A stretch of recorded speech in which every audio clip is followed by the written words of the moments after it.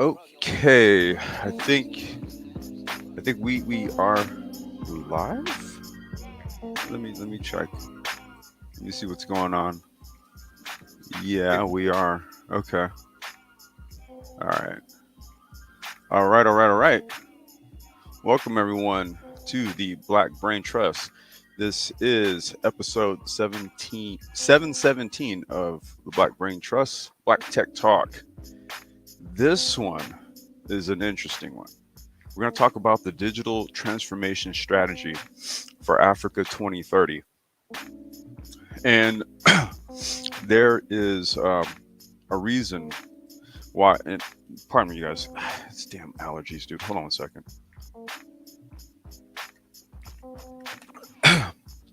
Drink some water here. All right. There is a reason why. Oh, fuck. Hold on, dude. I suck at this shit. I keep forgetting. Welcome, everyone. Okay. I'm being rude. All right. And then, if the music and sound is okay, press 2030. To those of you that may or may not be in the chat, who may or may not be listening as you come in, if you can put 2030, if everything sounds good, that lets me know I'm all good on that end. All right. So in the meantime, I'm going to just assume everything is all good. Right. And shout outs to DVRC in the background. All right. Perfect. Dro 410. Appreciate you.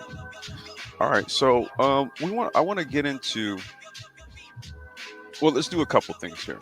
So one of the cornerstones of the Black Brain Trust has been about um, using tech to pursue globalist objectives. Okay. Um, and so, because we're in a first world nation, what it is that we've had access to in terms of education, resources, technology, um, regardless of like the black community ills and dysfunctions, right? We still largely have had an advantage over, say, like the diaspora, right? The problem is that we've allowed the cultural dysfunctions to prevent us from taking advantage of that. Meanwhile, what started to happen here is that in Africa, they're jumping the shark. Okay, and what we're finding here is that as we start to converge into this 2030 point, this 30 this 2030 date, we'll be at like a technological synergy for the most part, right? In terms of us and them, how they're implementing right new tech into their environment, they're embedding it into the environment. They're not, trying to model themselves after America, where they're going to tear things up and then they're going to embed it, right? So that means that there's a lot of opportunity for business, a lot of opportunity um, cross transatlantic, right? A lot of opportunity for business to flow back and forth, right? Now, what we want to do is reference back to the consortiums, co-ops, and trade groups live stream we did, right? Because that's going to play a part in this conversation right here. Because what we're going to talk about here, and we're not going to cover the whole document, but I'm going to screen share, and we're gonna dig into what the digital transformation strategy for Africa 2030 is. This is an actual agenda. Okay, this is an actual thing that they're working to do, right? And what we want to do is to keep in the back of our minds here how a consortium could play a part or be a conduit in that chain, right? To take first world resources, technology, and stuff like that, and send it over there, right? and then in exchange, we can get resources, products, goods, all that stuff in exchange, right? So let's get into this a little bit. Here, let me screen share. All right, let me just check my phone to make sure we can see this. Let's see here.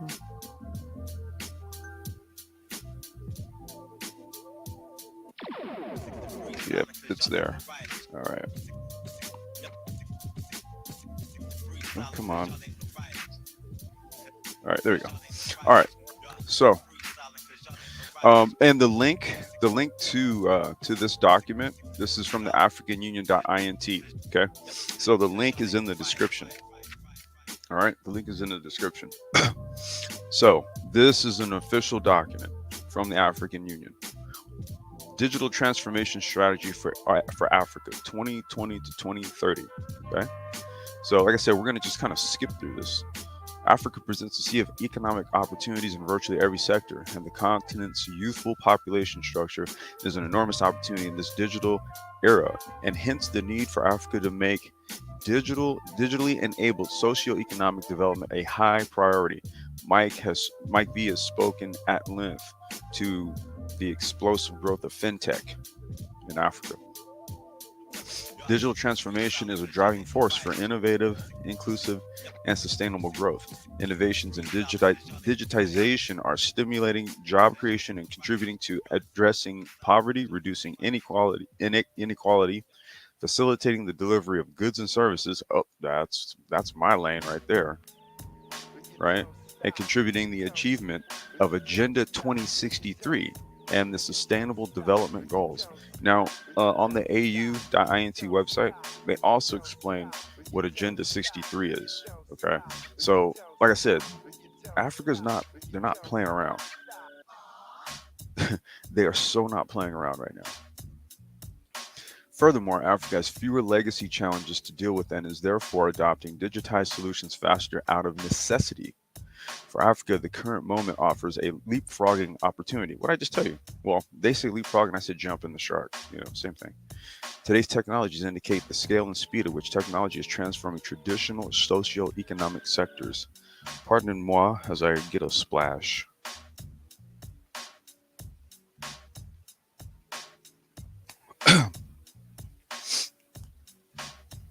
Mm.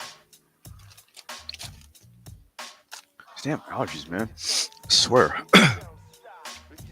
Recognizing the efforts of the continent's leadership to prioritize and accelerate digital transformation and building on the vision of many African leaders, African countries are ready for a comprehensive digital transformation strategy to guide a common, coordinated response to reap the benefits of the fourth industrial revolution. What have we always said? One of the cornerstones of this channel. We told you what Manosphere 3.0 was all about. It was all about the fourth industrial revolution, not relationships, vision, an integrated and inclusive digital society and economy in Africa that improves the quality of life of African citizens, strengthening the existing economic sector, enable its diversification and development, and ensure continental ownership of Africa as a producer and not only a consumer in the global economy. Okay. If they want to position themselves as a consumer, we need to be coming in as partners on the industrial scale. Okay. What they're not trying to be is just a consumer, and then you come in to sell them, some Chinese made crap or something, right? To harness digital overall objective, to harness digital technologies and innovation to transform Africa's societies and economies to promote Africa's integration, generate inclusive economic growth, stimulate job creation, break the digital divide, and eradicate poverty on the continent's socio-economic development, and ensure Africa's ownership of modern tools of digital management. Pardon me. More water.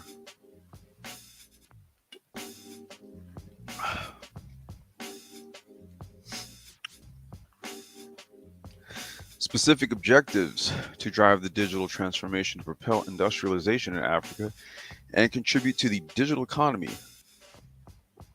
Build a secure digital single market in Africa by 2030 where free movement of persons, services, and capital is ensured, and individuals and businesses can seamlessly access and engage in online activities in line with Africa's free continental free trade area, AFTA.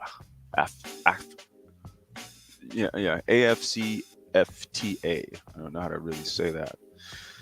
By 2030, all of our people should be digitally empowered to be able to access safely and securely at least 6 megabytes per second all the time wherever they live in the continent at an affordable price of no more than 1 CTS. I don't know what that is. USD. Oh, no, 1 cent USD per millibyte. Okay. Through a smart device manufactured in the continent at the price of no more than 100 USD. Ooh, they are super specific. Hmm.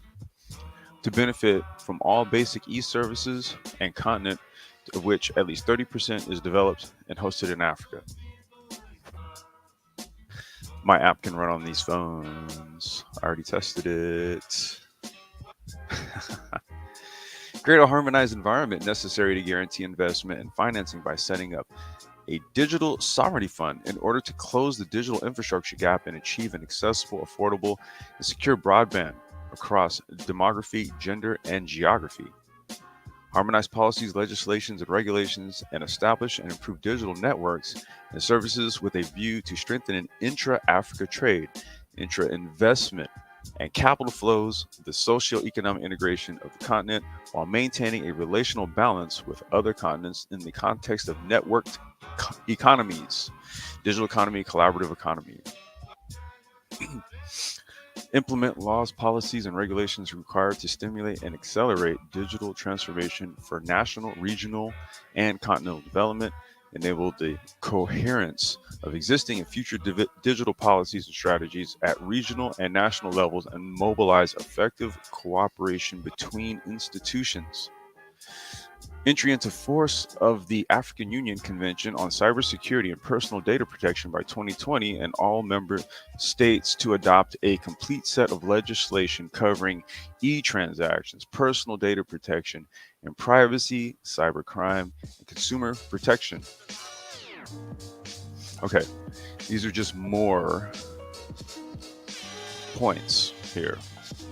Now, let's see here.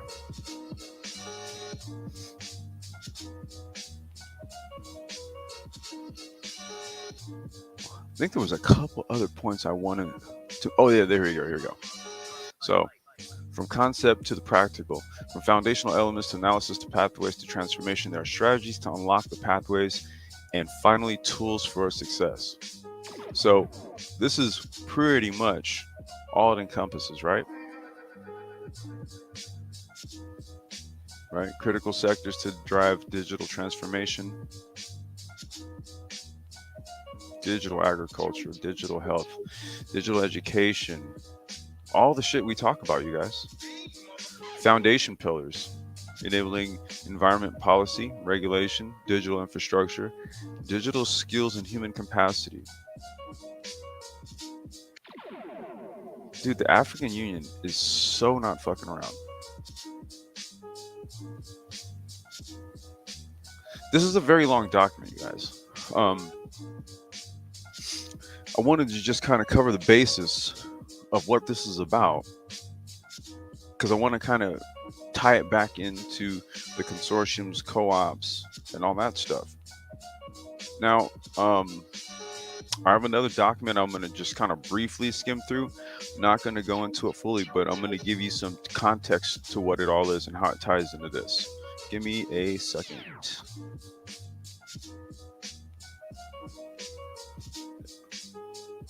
And let's see, we've got JBA, LOM, Aquateki, Dro 410. What's going on, man? Let me check the other chat over there.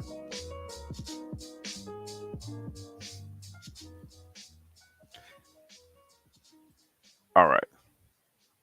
So the digital transformation strategy for Africa 2030, as outlined by the AU. Okay, this is a multinational uh, agenda in Africa. When I say multinational, meaning all of the nations that are part of the AU. Okay, Richard Dixon, what's going on? G, welcome.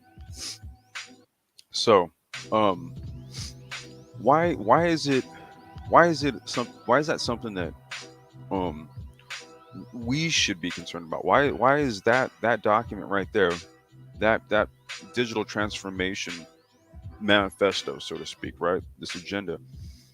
Why is that important for guys like us? Well, what is it that this platform has been centric and focused on, right? Fourth industrialization.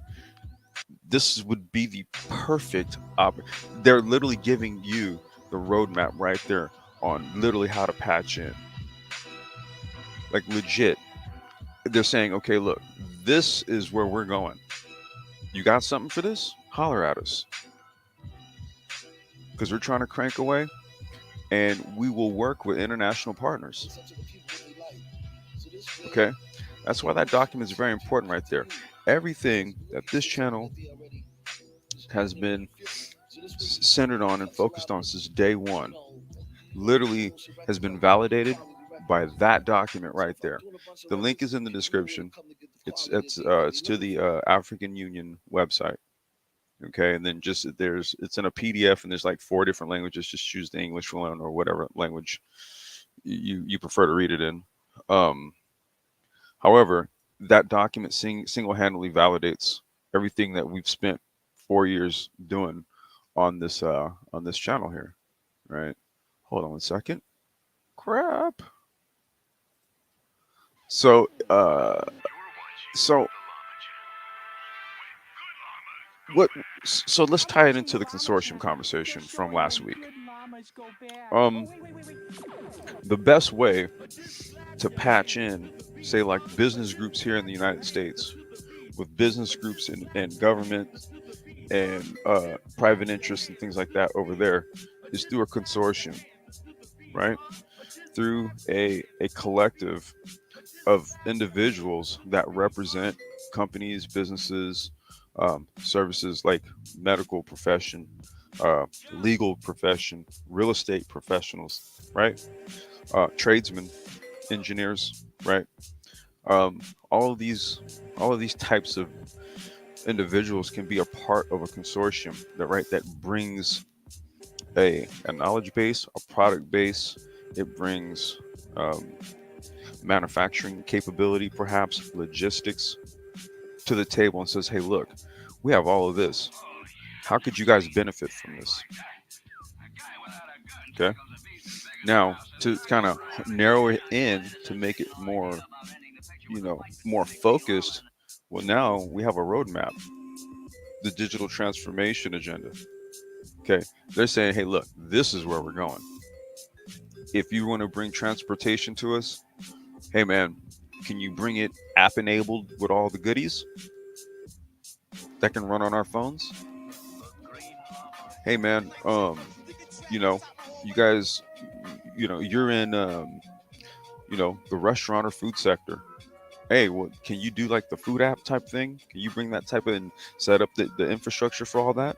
We can roll that out as those services and then patch our restaurant. You can do that. Let's talk, right? You see, so the things that we have skill sets in, the things that we're experts in our field, profession, what have you. This is the opportune time to really strike out on your own in the sense of really trying to uh, bring what it is that you have in full to something that can serve the good of the globe, so to speak, right? I think we stay too focused on that. You see, you got to stop listening to all this all this 2.0 bullshit about the requirements of women and all this type of shit where you're sitting there contemplating, well, I go get this job and it pays me 6 figures and fuck all that. You got to think beyond 6 figures, right? You got to think. You got to think. Zero is the number of God, right? So all you got to do, you put zero behind a one, and put a bunch of zeros behind it, and you have a huge fucking number, right? But supposedly zero means nothing. So this is what I mean. Don't think of numbers. Think of opportunity and what it is that we could do in a collective effort, right? That has like strict bylaws and guidelines. Now, with that being said, um, I want to kind of hip you guys to something. So, um, say like around mm, late late 2019, 2020, or early 2020. Um, so brother, I'm gonna shout him out. His name's Gideon, right? Um, so he kind of like a cloud listener, man. He'd fall through. He's always listening. He probably listening in right now. So shout outs to him. Um, so he and I linked. We linked up. Uh, and kind of started game planning on like a international business group type of thing, right? Because it had been something that had been brought to the brain trust a few times. Brothers in the past just like, yo, y'all need to be doing something like with all this information and what y'all doing, man. Y'all need to be doing something with it. And low key, we go back to like 2018, 2019. Like Rich, you was there. Um, you go back to then. A lot of what we were doing, we were just starting to get our hands dirty with shit. Like it started like with ideas, and then then it moved into kind of tinkering and doing stuff, right? And then it turned into actual shit, right?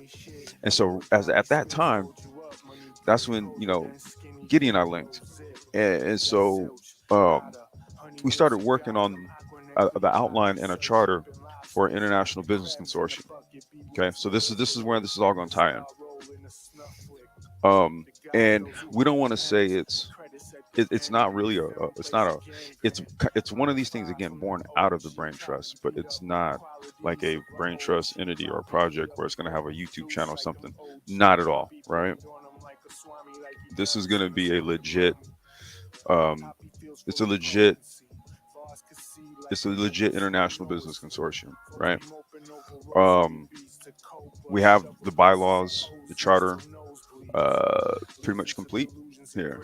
We'll just kind of cover some of the things in it. We're not going to go over it fully. Um, well, let me just do that. Yeah, I'll go ahead and show you guys what we're talking about here.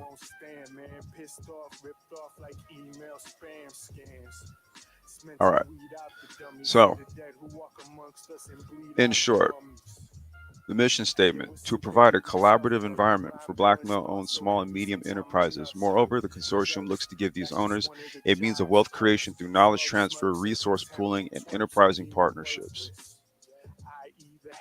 Our vision statement empowering Black male excellence through cultural and economic empowerment.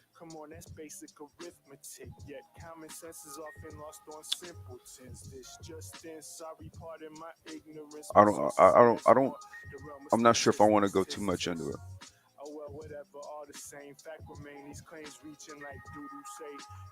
Yeah, let's do that. I'm gonna give y'all. I'll read the mission statement and the vision statement again.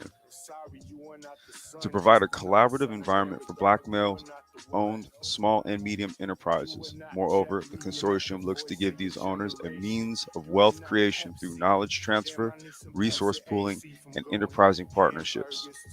And our vision statement, empowering Black male excellence through cultural and economic empowerment.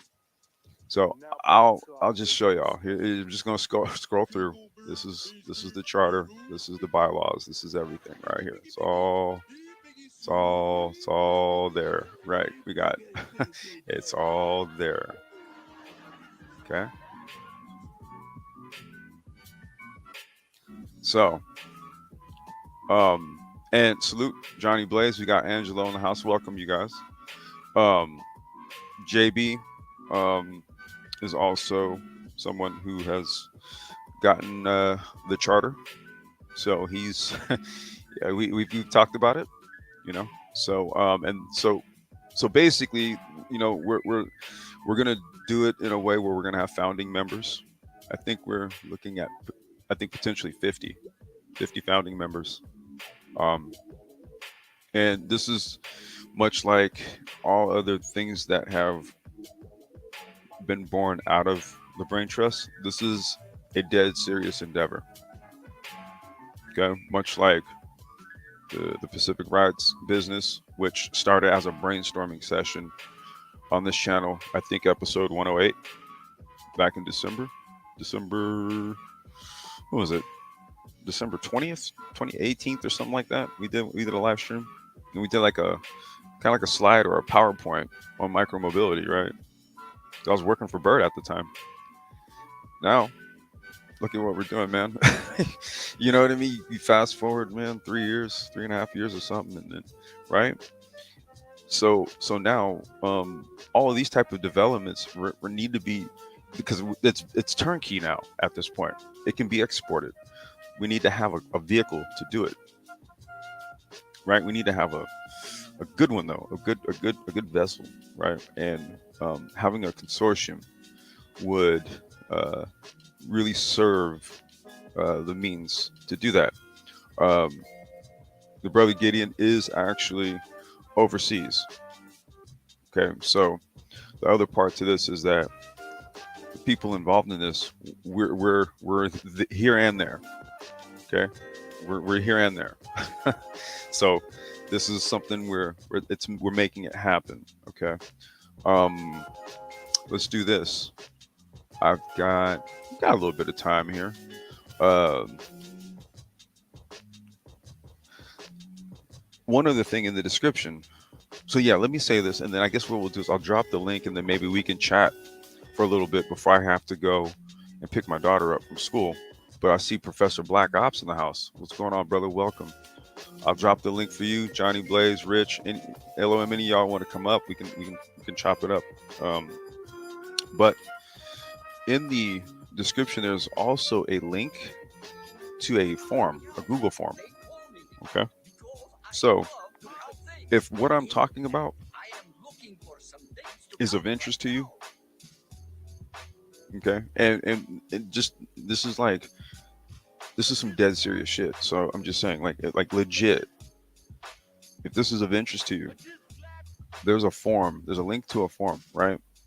Just submit that, fill out the information in that form. If you don't have certain things, just put, don't have, not applicable, whatever. But, fill out that form, okay?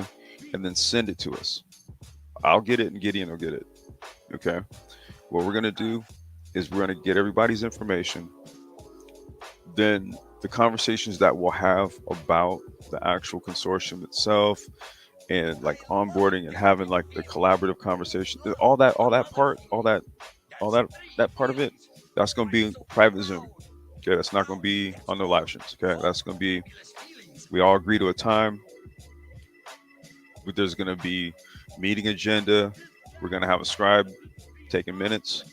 Then there's going to be an email sent out, right, with the summary, action items, right, and then you know you have all your questions ready for the next meeting, and then we're going to track back, you know, what progress do we make on certain things, et cetera, right? So this is a working business group.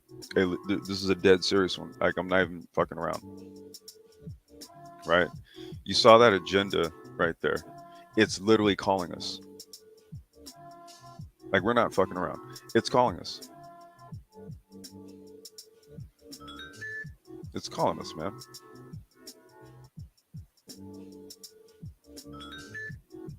You said, Rich, you can hop on an hour. You're working right now. You know what I'll do? Well, I'm gonna get I'm gonna get the whatchamacallit. I'll drop the link here in a minute. Um, um, Maybe like if I got some cats up on a panel or something, I can bounce, get my daughter come back, and just keep it going.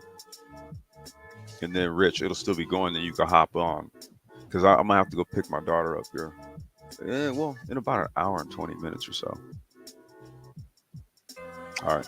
See, I really, I wasn't sure how how this was gonna go, right?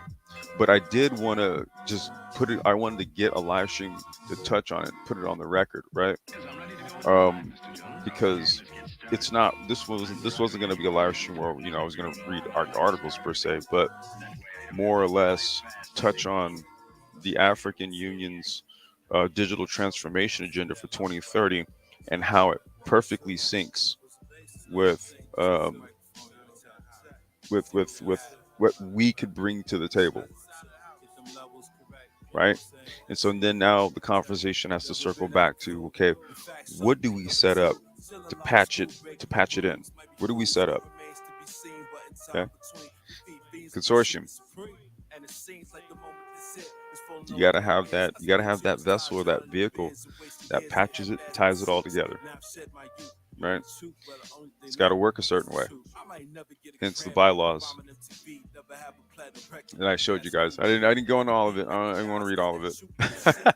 Yeah, I want to read all of it because that's literally it really is a kind of like a private document in a sense. We don't want to show too much, and we want to really go into the details of it, right? Because it's legit. There are bylaws. It's a charter.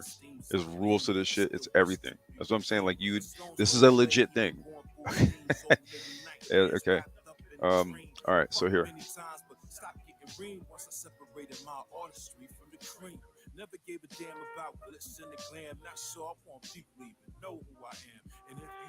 Let's see here.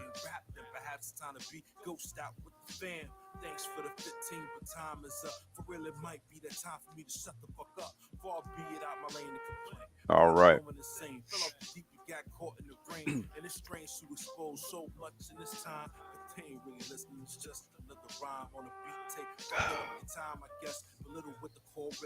So,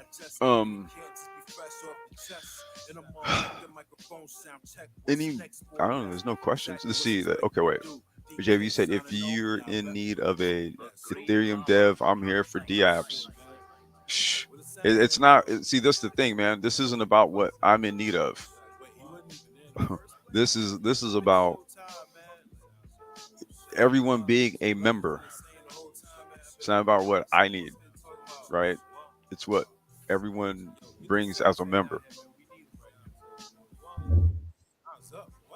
Professor Black Ops. How you doing, man? I gotta look at the links, man. I'm sure you're gonna need a little cybersecurity help. Everybody trying to get Hey, hacked. hey, hey. I'm gonna have to bring that on. Well, hold up. You know what? Something Let's happened. not even waste any time, bro. Let's go back to it, okay? Should I- Because I want to say, where do we read that at? Um, what's this? Right? Yeah. And Yep, then it there it was, is. yeah, and then it was. Let me go. It was up here too. Wait, here it is. Right? Entry into force of the African Union Convention on Cybersecurity and Personal Data Protection by 2020, and for all member states to adopt a complete set of legislation covering e-transactions, personal data protection and privacy, cybercrime, and consumer protection. Right? Create Yep. awareness and counterbalance issues of cybersecurity and personal data protection, privacy. I mean, dude, yeah, that's like that. That's like a extremely important piece to Yeah. this right here. Yeah, So I need to, like I said, I've been check it out. Put my 2 cents in there. yeah. So yeah. So yeah, this breaks down like basically, man, where they're trying to take it, Mhm. and our position on this, right? It's not necessarily, dig into the nuts and bolts of all this right here, right? Not Mhm. necessarily that. Um, well, actually, let's see here. Let's look at this part right here.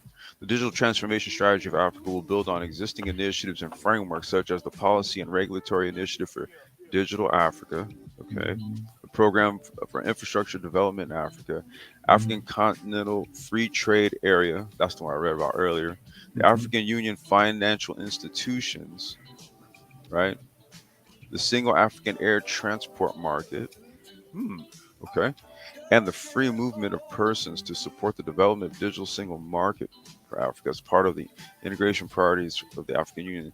The Smart Africa Initiative has set the creation of a digital single market in Africa as a strategic vision. Shit, Yeah, that's the move. that's top. That's top to bottom. God damn. No, like you said, and two is like my man said is a lot of times when you do that, you're gonna need your African Bitcoin or whatever you're gonna use for They your Cardano. just yeah, that is true. I forgot about Yeah, Cardano. 88, right? They got that Yeah, whole African what is it? I do. The Cardano Africa Initiative or something. Here, I'll pull it Yeah, up. yeah. I need to yeah. Yeah, I'll pull it up. Hold on. Then, like you said, you need your privacy policies, like you said, from really a country level. Us, that's we're actually still in GDPR in the United States, Right. so we're trying to take the best pieces of GDPR. I do a lot of government work, so we trying Mhm. to steal. And California got their CCPA, Yep. right? Um, so everybody's trying to figure out what does that look like, really, from a global tech. Right, you're right. The Cardano, right there. Hmm. Yep.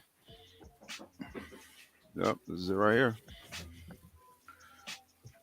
I'm saying, man, like this is like when it comes to you know, uh, the global growth market, man. Like we got to get in this from all aspects, bro. Like your position on this would be cybersecurity. My position on this is going to be IoT and micromobility, right?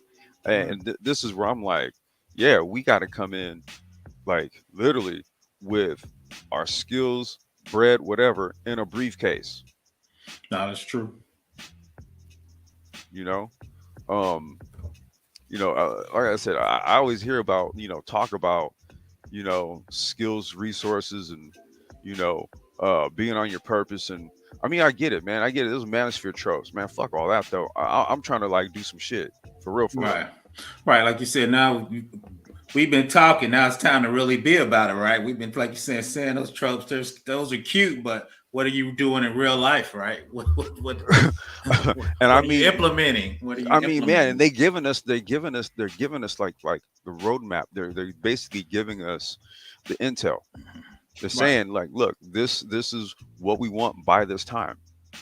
Like there's stuff we could bring like literally right to them, and it even says in the document their whole plan is to leapfrog a lot of shit. No, that's That's their true. whole plan. Their whole plan is to like leapfrog into 2030 on some 4 IR shit.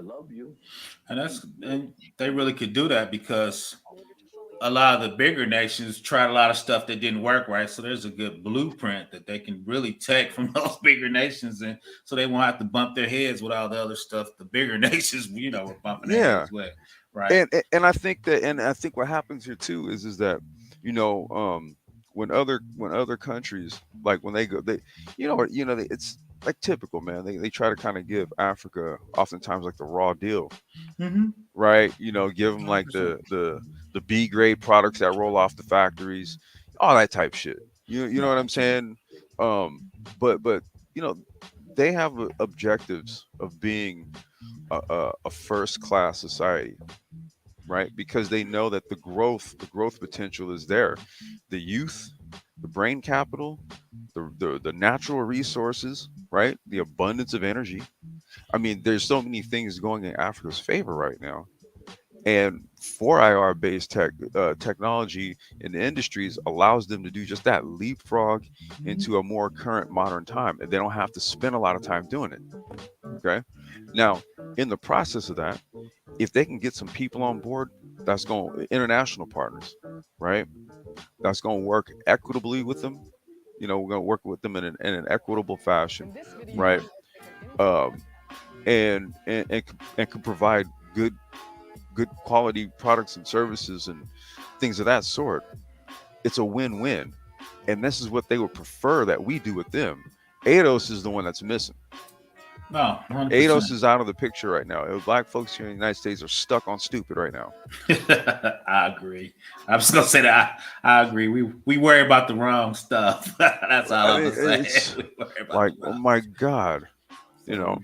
And what I wanted to do is just more or less solidify, what all of the content that we've largely been doing on this channel for the last Mhm. 4 years, what it culminates into, Right. right? Because it literally, this document and everything that we've discussed here, and our push for engagement on the continent, this all kind of brings it together here, right? And now, like you said, dude, now's the time. Like shit, what are y'all talking about? What are you sitting around doing? This is it, man. Yeah. LOM, you said what about trucking? I mean, transport is a thing.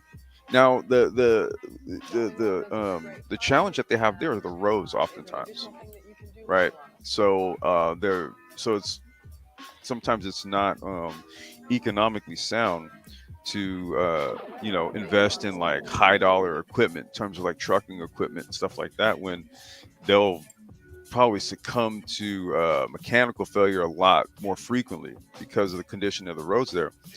This happens with their motorcycles and like their gas tuk tuks and stuff like that. So in some of the articles we covered in the past, what they're pushing to do right now, and there's literally there's a company in Kenya, and what they do is they used to be like a motorcycle repair shop because they would get these cheap ass bikes from India. India produces like tons of cheap motorcycles, right? And then they'll dump them over in Africa, right? Okay. And then when them things are running on the roads, they're all hard. They get beat up. They break down all the time. So now the move is to switch to electric. That's what they're doing. So there's a shop that used to they basically switched over to electric, and they're saying that like, dude, what they're doing now is they're just cranking out more bikes and selling more bikes, and there's less time repairing them because they're electric. It's an electric motor and battery and a controller, dude. Like you can, as long as the frame's sturdy, it's a battery and an electric motor. It's not going to break down, you know. So electric vehicles are more reliable in the environment there, right? So these are the other things that they're looking at. Now that makes sense. Like you Yeah. said, I never thought about that. Hmm. And two is I was looking up a lot of the big cloud vendors. I think AWS has some Yep. cloud data centers there, right? Google's there So, too. yep, spin those up until Africa can. They need to really create their own data centers after a while. Once they get up and Hmm. running. But I would actually use, like you said, Google or AWS because they're gonna give them a good price. And Hmm. But if there's like other types of alternatives that we can create, right, where there's an added advantage for them to use it as opposed to say like a larger competitor or something.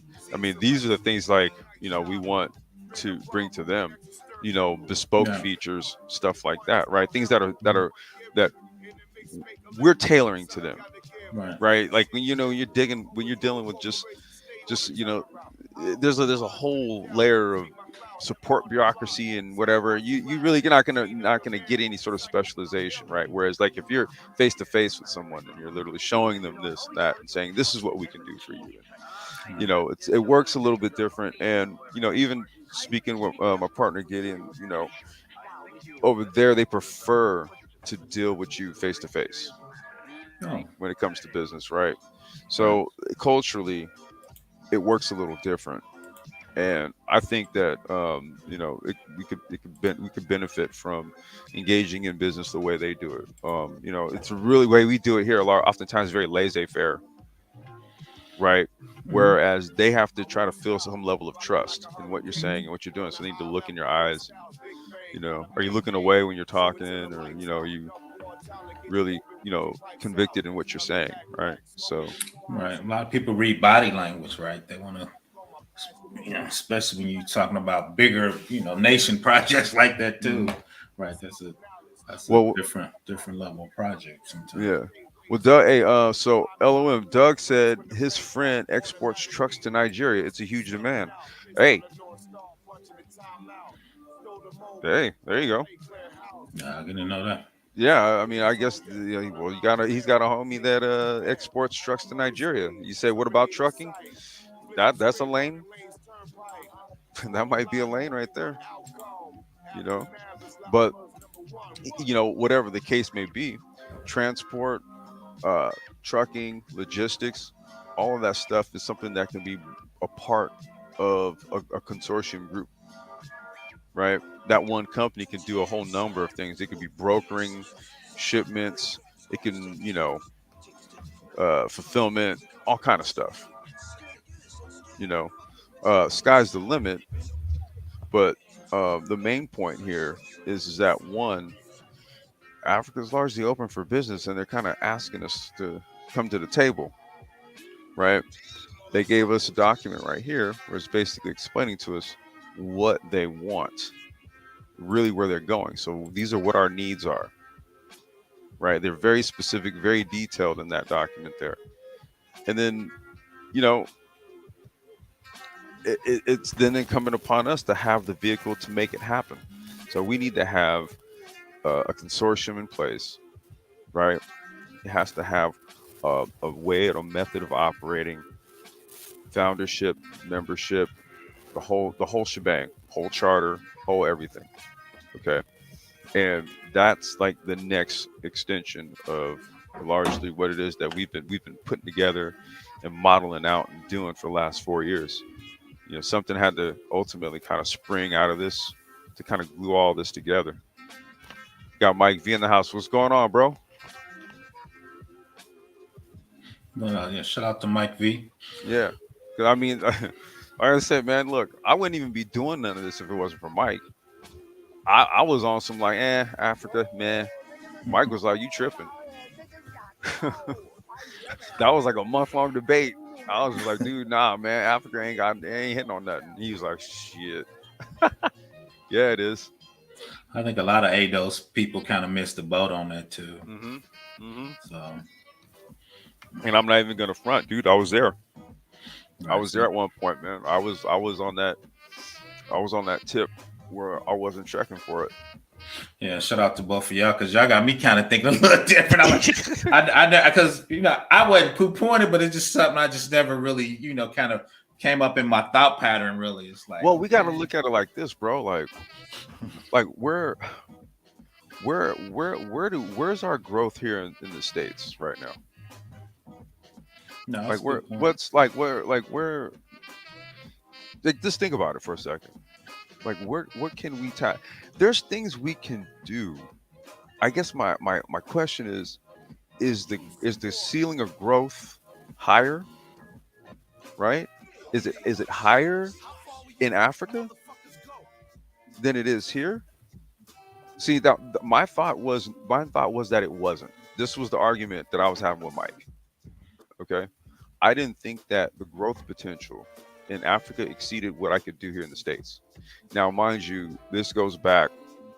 What's good, Mike? Okay, wait. I think he's.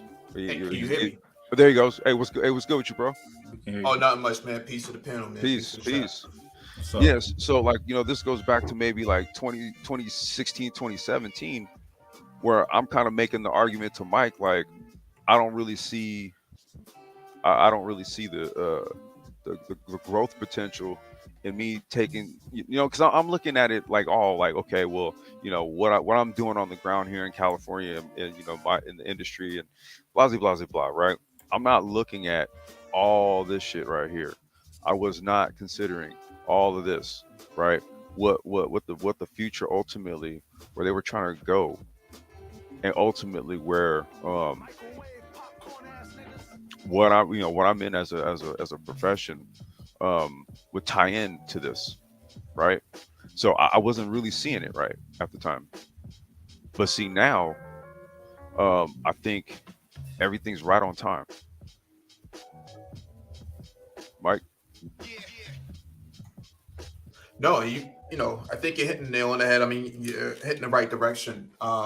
I watched the Bloomberg Summit last night for Hmm. Latin America and startups, and they're saying that's a second emerging economy outside of Africa and Southeast Asia. So Mexico has now taken a position that puts them at the center of power in Latin America that they haven't seen before, even surpassing that of the United States. I think they're like in the top 20 of the emerging economies, and so there's uh, a lot of opportunity is going to come out of it because they're on the upswing rather than the downswing like the United States is in decline, which is why you see um, political banter about the United States pulling out of the Middle East, or they're pulling out of this place in Europe. They're retracting back because they're in decline. These other countries and these other regions are starting to become emerging because they're on the upswing. And so a lot of opportunities are coming out of that, especially in Latin America because it's so close, because we share borders with Mexico, and then there's a complete pipeline that a political and economic pipeline that just shifts all the way down to Argentina. And so I'm looking at all of this and I'm saying there's a there. There's something that's going to come out of that. Mm-hmm. And so high growth markets, a billion people in Latin America, a billion people on the continent of Africa, and another billion in Southeast Asia. Or actually, a couple of billion in Southeast Asia. You have a billion just in India alone, right? Just India, yeah. So, and then you have China has another billion too. So you have 2 billion there plus then some. You can say 3 billion if you count Vietnam and South Korea, Japan, and the rest of them. Mm. These are very high growth markets that need a lot more emphasis put behind them when it comes to doing business. Here, you're not really going to do too much, primarily because a lot of things have already been done, right? We already have a traffic light system. We already have, Cellular networks. And... not or transportation wise, we already have mega highways. We already have rapid transit systems. All that stuff has already been taken care of. Whereas in Latin America and Africa, they're trying to leapfrog the second and third industrial revolution and just go straight to the fourth, which means that's where we come in because we are fourth industrial minded. So we don't have to worry about laying down copper telephone wire and stuff like that. Stuff's already been taken care of in terms of it's not a factor. It's not even a conversation for most people on the continent to have, a telephone, a house phone. What are you talking about? Like everybody has two phones. They have a dumb phone and they have a smartphone. And so, I'm looking at that and I'm saying the phone is their lifeline. If they don't have a phone, they can't communicate. That means that nobody knows where they are. That means that they have no visibility or viability to do business because even in Kenya, 2/3 of their GDP goes right through the palms of people's hands. See, Mike, there's a point you made. Let's see here. It is okay. By 2030, all our people should be digitally empowered and able to access safely and securely at least 6 megabytes per second all the time where they live in the continent at an affordable price of no more than 1 cent USD per megabyte through a smart device manufactured in the continent at a price of no more than 100 USD to benefit from all basic e-services and content of at which 30% is developed and hosted in Africa. So like literally the smart device is central to all this shit. Absolutely. And for those who can't afford a smart device, the dumb device, right? The less, the candy bar phones and things like that. How do you deliver smart services to dumb phones?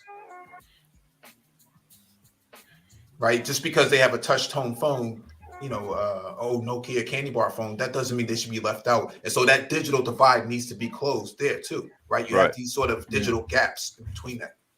Yeah, because if you look at Facebook, they said in Messenger in Africa, they use it like a PayPal because you can, if you ever look in there, you can move money on Messenger. They said they were doing that big in Africa because you don't carry a lot of money, so they were using that as their digital phone to move money around through Facebook. Yep. Yeah.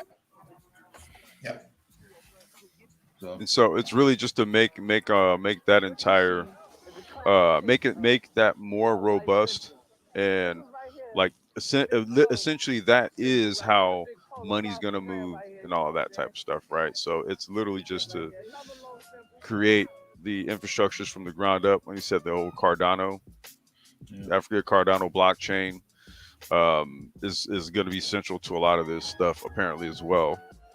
So they are on the move, and so like I said, this conversation I wanted to spark it up to ask the question. It looks as if they've given us the roadmap. Why isn't now the discussion about bringing what we what it is, our skills, our knowledge, business, products, services, everything. Literally bringing it to the table in mass. Like you said, Mike, pulling up in a briefcase with a briefcase. Yep. That's what the consortium discussions were about just last week. I think I'm going to enjoy having a slight You know, vacation. so I think it's legit go time now. Africa's not playing, and I think ADOS is. I agree.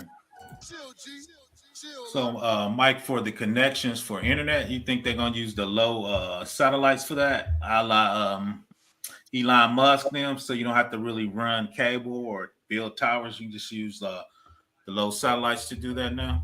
No, they have fiber. There's fiber over there now. They got fiber. Okay. Yeah, there's fiber loops that go around the continent. There's a fiber loop that goes from the UK to Africa, a fiber loop that goes to the EU, a fiber loop that goes to what do you call it? UAE and Saudi Arabia. So I didn't know what the connections was. Like I said, I got to get up on my African game because Elon Musk gave Ukraine the low hanging satellites. I know they were going to use that part of. Maybe I'm sure if places that are way out that doesn't have fiber, you can use that. Like you said, they got fiber mostly through a lot of the continent. Oh, when I was in Rwanda in at the height of the pandemic, they were just starting fiber. Last summer, they completed the fiber rollout around Rwanda itself. Now, there's a train that's going to come from Tanzania up to Rwanda to Uganda and Congo, and I think Burundi as well.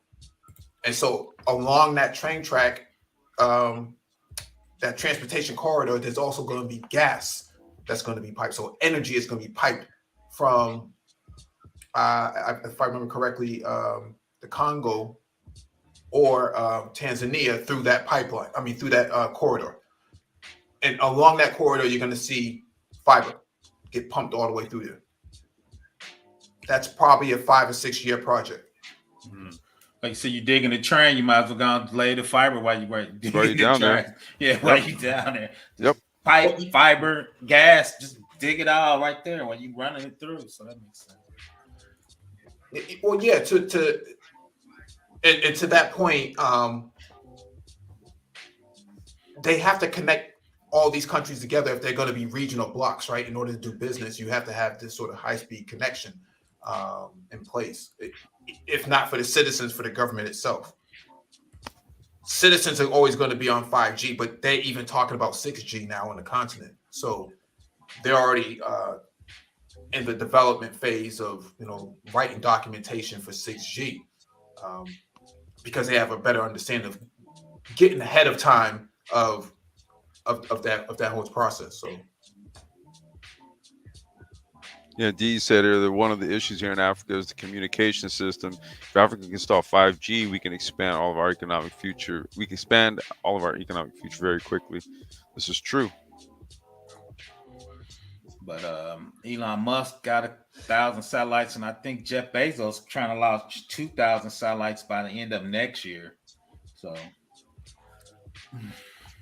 I think there's going to be a lot of it's going to be lot of sat based communications to really leapfrog it, right? Because like you're saying, Mike, if you're laying fiber, that takes years. Satellites take one rocket launch. Fingers crossed, nothing stupid happened, right? But it actually takes about a year to wrap up the whole entire content in fiber. Just a year? Yeah, I think so. Yeah, so a boat would just come down, around the coastal lines and drop the fiber down. Just around it? Yeah, it's like an inner tube. Okay, but then you got to get it to the cities, though. Yeah, I was going to say, but it gets to the ports first. Once it gets to the ports, it's already done. Everything else after that is just last mile. Okay. Yeah. Okay. That's okay. Well, further inland you go, though. Well, that won't matter because nobody else is. I mean, that's for the government, right? In order to get the internet hooked in, because there's already a pipeline that goes from Angola to Brazil. That's been there for years. Okay. Right. If you look at a map, you'll see that Angola and Brazil are Yeah, pretty much they're one not for that one. right. They're one for one. And so fiber pipelines have already been coming and going. It's just a matter of how do you roll out the wireless infrastructure, because there's a monopoly on Vodafone and Uh, MTP and some of these what's other what's the other providers. ones? Um, what's that? That other one in the UK, Yeah, the Voda. Vodafone. That's the one. Yeah. Okay. So a lot of those, there's only a handful, but they basically have a monopoly on the wireless infrastructure. And so the next question is, okay, so what's the alternative to that? Well, then you buy up the white spaces. Right. Remember we talked about that on a live stream a long time ago. Mm-hmm. The whatchamacallit, the white space band. Uh, it was like a Google it was like Google was talking about this stuff. It was like some Google presentation. I remember like we brought it up and we were talking about that. It was a long time ago. But can you go into that basically do like buying up the white space? Yeah, with white spaces, basically, you have an allocated amount of aerial connectivity, whether it's for TV or it's for voice communications. These things are already segmented by the FCC, and so you can have a certain block of a certain block on the spectrum itself. And so there's multiple streams on the spectrum that you can actually buy out or lease from the government. Even TV, on the TV spectrum, you can use TV to actually push voice and data, because voice only uses 1% of connectivity. Isn't that technically is that how they're running Google Fi? No, Google Fi is a MIMO service. It's Nemo. basically Okay. it leverages the infrastructure, the existing infrastructure that T-Mobile and AT&T That's right. has. They're kind of they're piggybacking off. They're kind of like basically piggybacking off all theirs. So they have like a bridge that's like that runs off of their shit, and then and then like their shit connects the two, and yeah, it's like some weird thing that they're doing. No, it's Okay. basically they're running a service on top of the infrastructure that's already existing. Right. Yeah, so that's basically what the white spaces would offer is infrastructure, existing infrastructure, sanctioned by the government itself. Now, uh, Josh is asking about cloud infrastructure. Here, let me just do this here. Let's see, so, Josh, this is essentially their roadmap right here, right? So pretty much it's going to cover all aspects. Cloud infrastructure is going to be, well, digital infrastructure, right? So it's here. And I think Professor Black Ops, you were even talking about whether do we come in offering to build out a cloud infrastructure, or are they already using AWS or something like that, right? Yeah, AWS has two. When I looked real quick, they had two data centers in Africa, so we probably use that or Google. But I would think the country want to build their own, right, and build their own infrastructure up off of that. So, but I would start off with one of the big guys so you can leapfrog and get started. So countries typically don't want to adopt more liabilities than they're capable of providing services for, and so that's why you see a lot of European telephone or cell phone carriers inside the continent. True. And so they don't really like to take on too many liabilities if they don't have to. So Right. in that regard, from a cloud standpoint,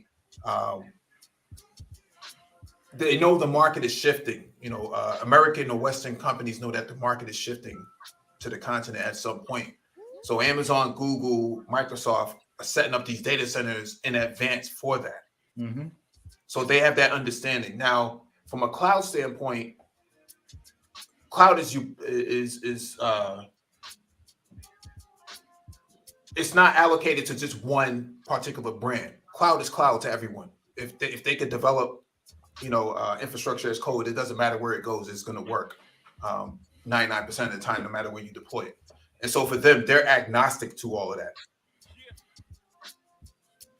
So they're not tied in, or they're not tying in all of their all the eggs in one basket. They can pretty much move about the gamut. So No, that makes perfect sense. yeah. Even big companies now be trying to become cloud agnostic because you don't want to get tied in or something happen. You want to be able to spin up somewhere else pretty quickly. Too. Hey, yo, I'm going to step away for just a few minutes, okay? That's cool. Yeah. All right. Yeah, a lot of your cloud now is going to be focused at the edge and not at the traditional cloud that we know it today. And so, hold on a second. A lot of what's going on right now is going to eventually happen all at the edge because it has to. You can't have a billion people waiting on data to go from the curb all the way to the cloud itself, wherever that is, right? And so everything is going to have to be brought to the street level, and that's where the shift is going to happen. And so AWS is popular now in 2022, but by 2025. Name your cell phone provider, name your telecom provider. They're going to be providing edge because they have the wireless, they have the infrastructure to do it. I agree with you, but what Amazon did is they gave each one of those a shitload of providers. So now they actually got AWS infrastructure directly with the telephone providers. So when you do 5G app and you spin it out, like you said, you're on the edge with them. So you do edge computing. Then when you need to do a big commit to save it on your database, most of the processing is done on the edge, like you said. So Amazon's, they call it private link. They got contracts with all the big vendors. So for their 5Gs, all on the edge, it's in their data center. They actually bought racks in their data center to put Amazon's hardware. Even Amazon doesn't own all the data centers, though. No, they rent them. Yeah. So they went to Verizon and said, "Hey, we got these apps. We want to do 5G. Here's a shitload of money. Can we put our racks in your data center?" And Verizon said, "Yeah, you can lease them. You got money, you can come on in." Because Verizon don't have the technology for that. But Verizon has the technology. It's just a matter of, do they have the resources from a code standpoint? Right. They don't necessarily need AWS or Microsoft or anything like that. They already have OpenStack. They're already a part of that. So they can spin up OpenStack on their own and not have to worry about leveraging, AWS. No, I agree with that. The only thing I push back a little bit is most companies are already in AWS embed using their S3, so their code is optimized for that.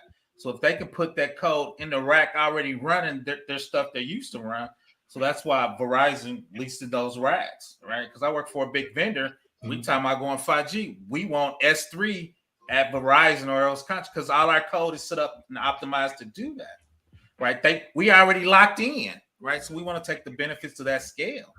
That might be one, right? That's one factor. But let's take the financial sector. Oracle, they're big.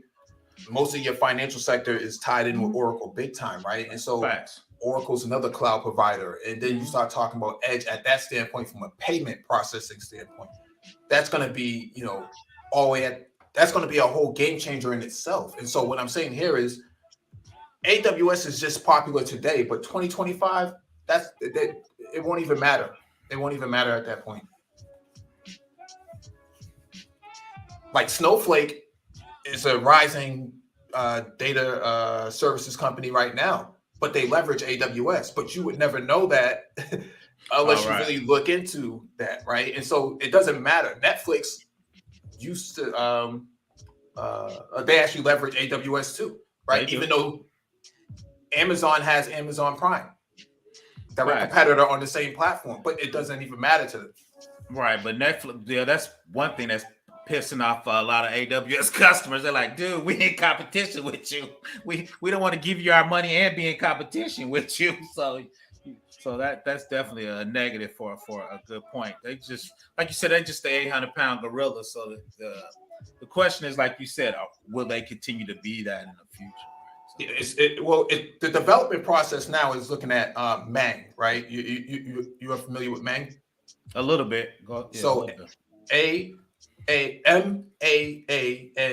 So Meta, Amazon,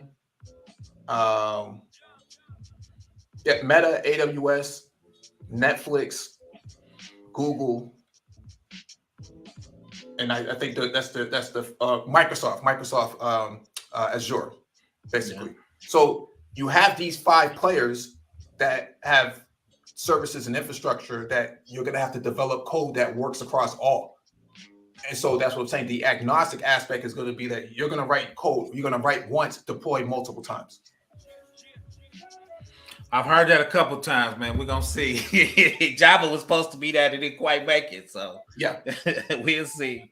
Yeah, I'm not totally disagreeing with you, but I've heard that a couple times. Go ahead. No, somebody in the chat said Apple. Yeah, Apple was another one, right? So they're part of that. They're part of that contingency of platforms that you're going to have to deploy across. I just been really going hard with AWS. So you hurt my feelings. Now I'm just playing. I'm just getting my little AWS certifications in my old age. But you're right. In the future, you want to be agnostic and be able to run on anything and deploy to anything, right? That just makes sense for the long term. So. Let me know if you see my my screen. Right now, you need a good. See. Not yet. It might be still coming. I think Complex has to allow. Is he there? He might have stepped out for a minute. He said he was coming back, but remember he stepped out for a quick sec. So you think OpenStack's gonna be the open framework that everybody's gonna deploy on top of? I wouldn't say that OpenStack would be, because OpenStack has lost market share to Amazon and Google and Microsoft. I think at maybe 5 years ago, they were like 50% of the market, 40% of the market. Now they're, probably 10% of the market now. So what do you think is going to be the open framework that everybody's going to, or you think it's going to come to that? It's nothing out there right there that's dominating. You just think it's going to end up there? Oh, say that one more time. Since you don't think OpenStack is the framework or the product, what do you think will be the product for the open cloud and that everybody deployed to that'll make it agnostic? Or do you think that has yet to be really developed? I think depending on what you're trying to do, I think if you're like in finance and in the fintech space, I think it's going to be dependent upon, the mobile platforms. I think if you're in the e-gaming space, I think that's going to go across more than just one platform, right? It's going to go mobile, it's going to go console, and then it's going to go PC, right? And so there's going to be like a framework that you pretty much have to adopt in order to make all of this work together in tangent. So you think each segment going to kind of have their agnostic framework they're going to use depending on a particular industry? Maybe. Yeah, for the most part. Okay. Yeah, for the most part. I think that you're going to see languages. That must be some. I'm hearing some feedback. Is that me? I don't know. Let me see. I don't think that's me. I don't know. Maybe that's Complex when he's coming back. Maybe left his mic on.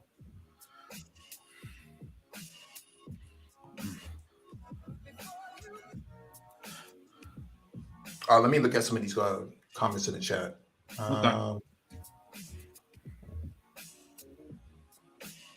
Yeah, JD Orca asked a question. He says, what about the Chinese and the Russian platforms?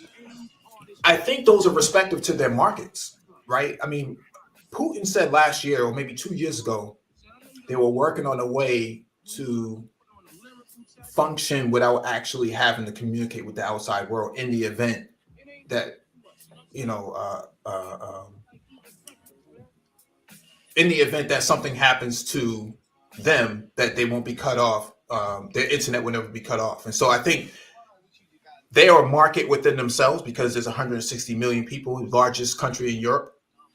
And so they have their own sort of ways of doing things. And so we don't necessarily have to adopt, a method to deal with them if we only focus on the continent, because the continent has more people and more say in terms of which direction they want to go, right? And so they don't have to be relying on Western standards or European standards. They can write their own standards.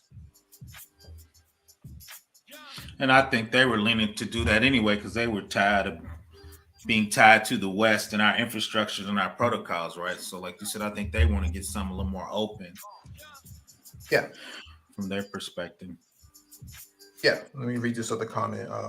Engineering Cannabis says, thanks for the link on the machine learning and solar energy that is needed. Yeah. Yeah. Some dope stuff that's going on over there on the continent, man. The ability to leverage machine learning and solar grid, so renewable energies for the most part. Yeah, I think that's going to be dope.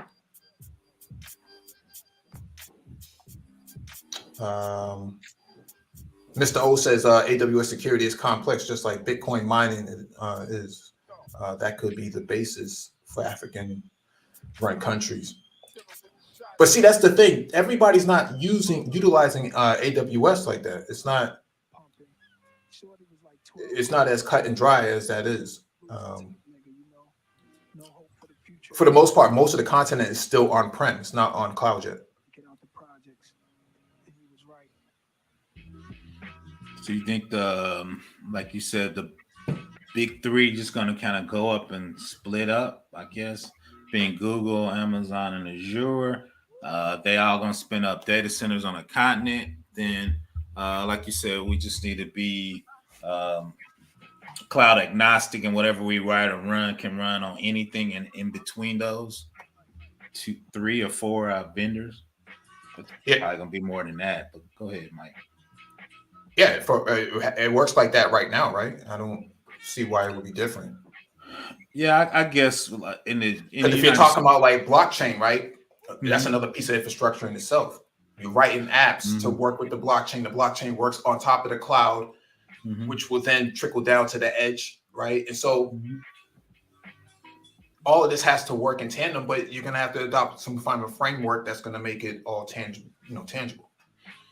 Right, and everybody know what the communications and understand the protocols underneath, and hopefully those are assured because security on top of the blockchain, make it a little more security focused. Well, that's the thing. That blockchain is already security focused. Yeah, but I think me and Engineering Cannabis, they were whacked. But when you go from different coins that were on the blockchain, they were writing bridge routines to go from Ethereum to Bitcoin, and those edge cases were getting hacked.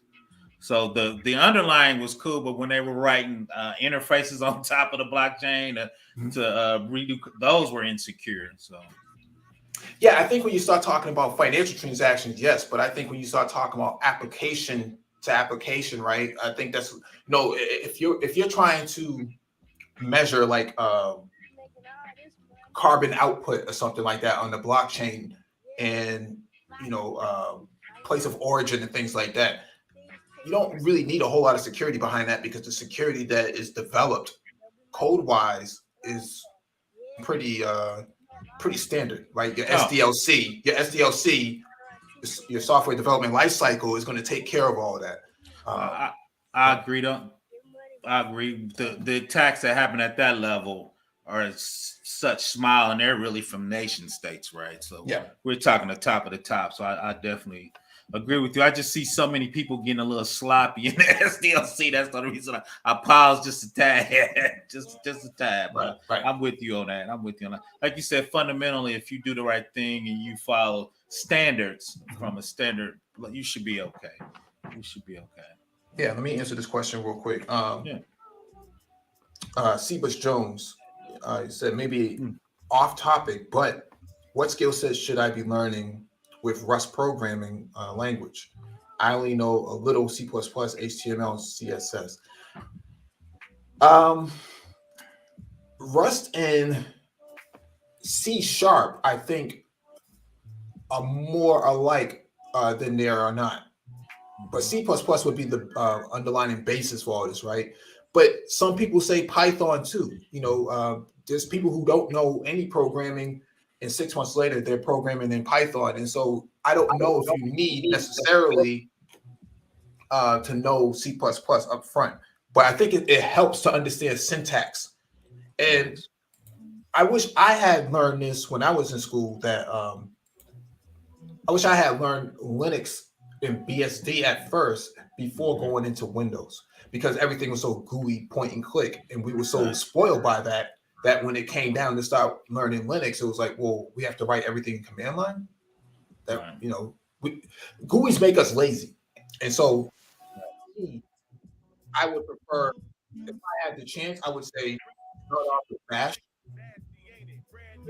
Bash, and then move into like Python or Rust. Rust is really high. It's really high in terms of complexity.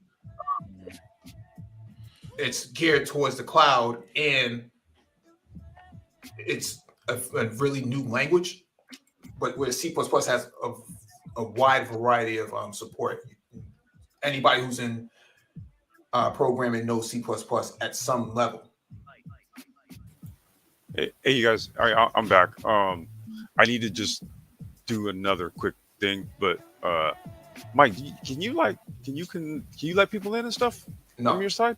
no. I thought I sent you the invite thing, so you have the. I'm on a different system, so I'm not Oh logged shit. in yet. Okay. Hey, Renaissance man, you there? Yeah, I'm here. What's up, guys? Oh, hey, what's going on? Hey, man, I'm What's sorry going on? about that. I had stepped away, dude. 'Cause I saw your comment in the chat. No, no, no. You say I you're saw your note in the chat. okay. All right, hey, man, welcome to the Yeah, to the you're panel, good. bro. Yeah, Absolutely, let absolutely. me Glad to be here. let me share my screen real quick. I think Complex needs to give me permission. Okay, hold on. Let's see here. Wait, how do you? Oh, wait. That's there we go, right here. And, let's see. Solo layout. Or wait, no.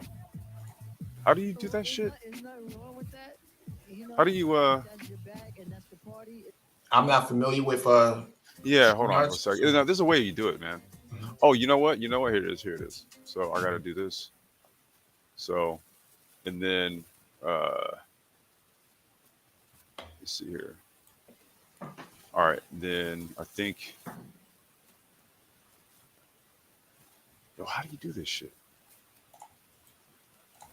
If I go to share, screen share. Hmm. Oh wait, there it is. Boom. Yeah, can you see my screen? Yeah. Okay, let me zoom in. All right, you got it. I'm gonna step away. I'll be right back. All right, cool, man. All right. If you're not following me on Twitter, man, go to brothers_podcast on Twitter. You can definitely follow some of the stuff that I'm posting on there. Let me see if I can find the article.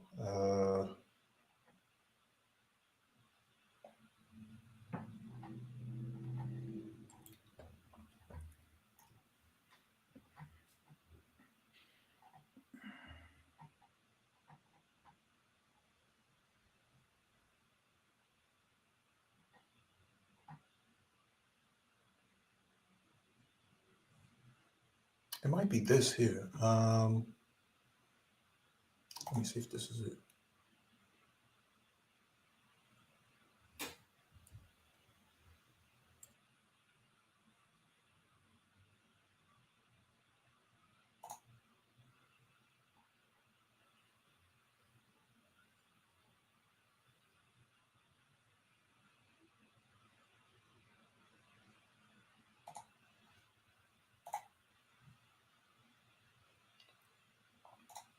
Can you see my screen? Yes. I see buses and Okay. lady. So yep.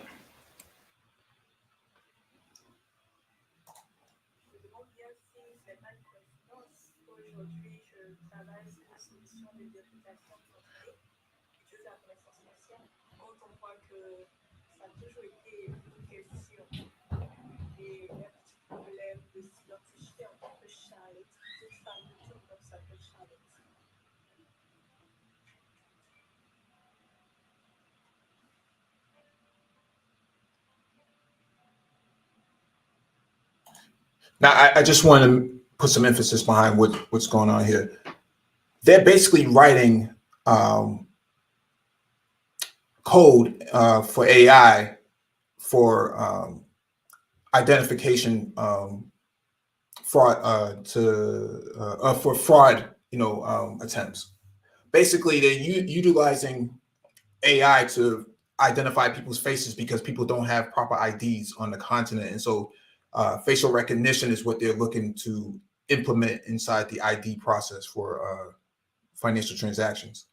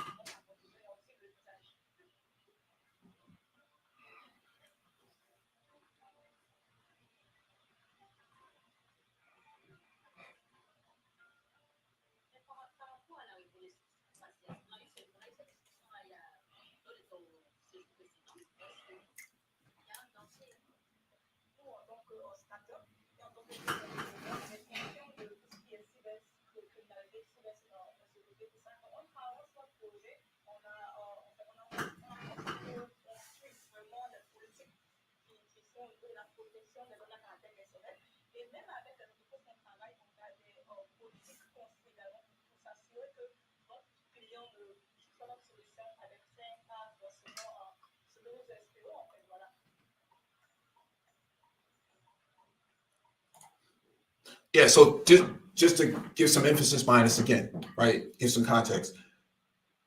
They barely have running water, but they're writing in code. So that's to give you a better understanding of where they're thinking, right? The code is more important than the water itself.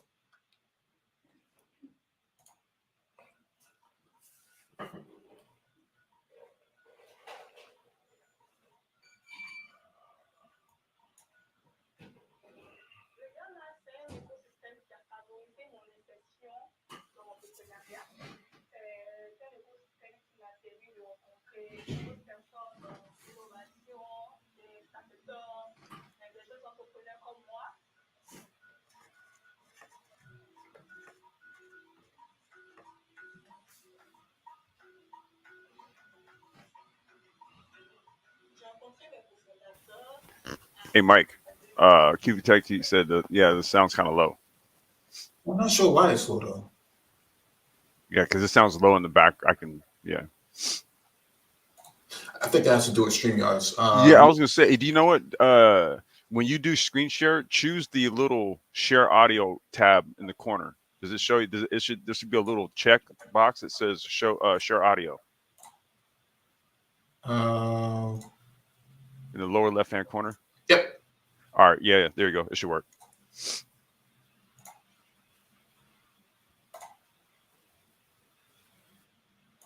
À Metz, évidemment. There we go. Jean-Cédric Atiembonon, qui est un Ivoirien, Hugo Arenze, qui est un Nigérien, et Samuel Soa Mensa, qui est un Ghanéen. Nous sommes une jeune équipe panafricaine de jeunes amis passionnés par l'innovation, par la technologie. Et au commencement en 2018, on décide ensemble d'étudier le marché local, c'est-à-dire le marché ghanéen. On échange avec les entreprises financières, les banques, pour comprendre les challenges auxquels ces entreprises étaient vraiment confrontées à l'époque.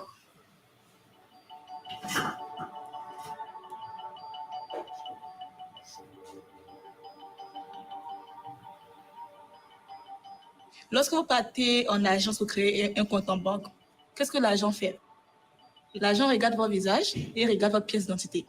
Et ensuite se dit, bon, OK, cette personne a le même visage que celle-là. Donc, OK, cette personne correspond à la même personne, c'est le propriétaire de la pièce d'identité. Avec la reconnaissance faciale, ce processus-là se fait, mais à distance.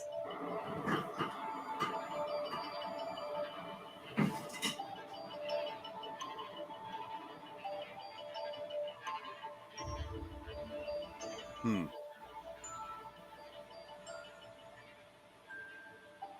Let's do a short demo. I'm with Ahmed, my collaborator. I think the first step we start is to unroll the ID.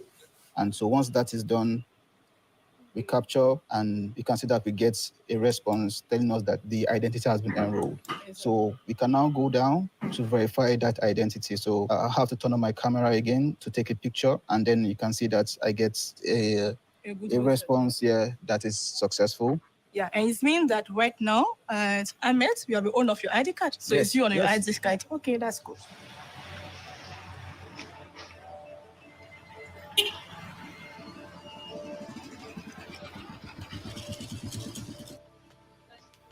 Actuellement, nous sommes en train de plus dans la phase de commercialisation, en fait, trouver des clients et puis voir si on peut trouver des phases pilotes encore avec de grandes banques. Vu qu'à la base, on a besoin de tous les utilisateurs. Plus le pays est utilisé, plus on va tester notre solution un peu plus, nous si on a un bon retour. Moi, aujourd'hui, je peux voir la sœur d'Aminata, elle peut confondre la sœur d'Aminata. Mais la technologie va au-delà. Elle ne se fie pas à tout ce qui est apparence. Elle se fie à des points clés de ton visage. Tout ce qui est technologie, là, je me permets même de dire que souvent, c'est plus fiable que l'œil humain.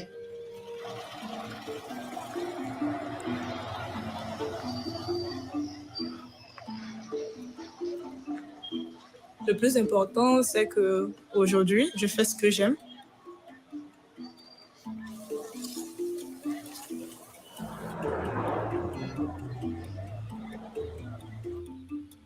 Et je voulais faire partie de ce processus-là qui consiste à penser à une idée et à développer cette idée-là.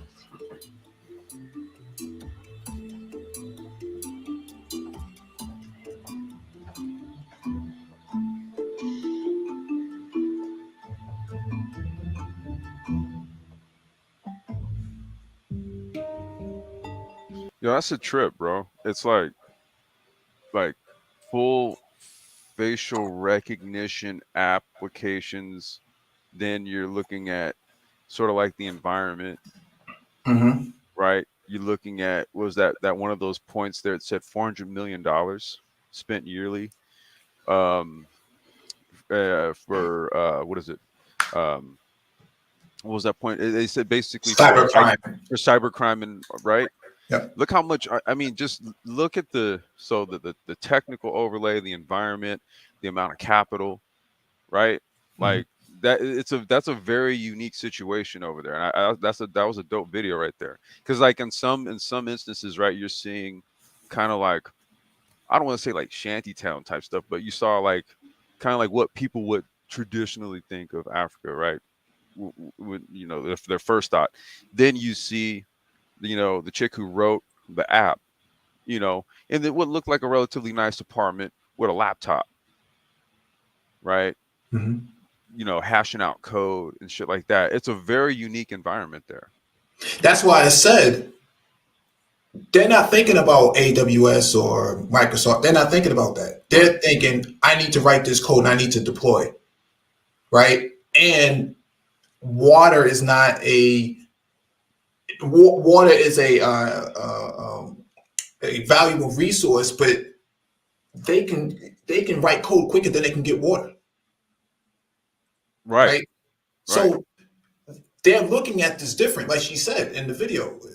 We're building this for African infrastructure or the lack thereof. Right. So you have to be able to work around the lack thereof in order to understand the market itself. So you can't walk into it and be like, oh man, there ain't no fiber here, there ain't no like that's what I was on. Yeah. Oh man, they ain't got no they don't got no Best Buy or Walmart, man. I'm out of here. No, I, that's not how I, it I works. almost feel like you're mocking me right now. No, not No, you, but no, no, I know. the mentality, I right? know. It's I'm like joking. the mentality is like, oh man, it's a shithole country, like some president would say, right? Yep. But the reality is that's where the opportunity is. Right.